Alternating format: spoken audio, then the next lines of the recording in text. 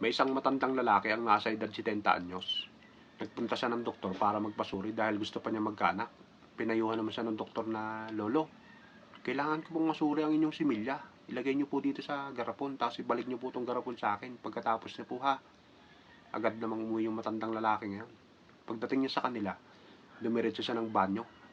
Ginamitan niya ngayon ng kaliwat kanang kamay, kaso ayaw.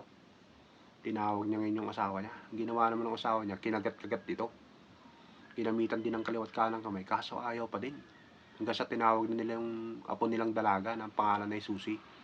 Ginawa naman ni Susi, inipit niya sa pagitan ng hita niya at saka sa kilikili niya, kaso ayaw.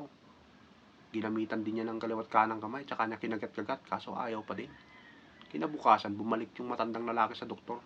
Walang laman yung garapon. Ano po nangyari, Lolo? Ba't walang laman to? Kahapon, Dok. Ginamitan ko ng kaliwat kanang kamay. Ayaw eh. Tinawag ko yung asawa ko, kinagat-kagat, ayaw pa din eh. Kasi tinawag ko na yung apo kong dalaga na si Susi.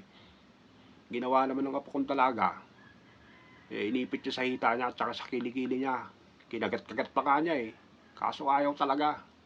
Ginawa niyo po sa apo niyo yun, Lolo? Wag ko ba dyan sa garapon mo, Dok? Ayaw mabuksan eh. Palitan mo nga!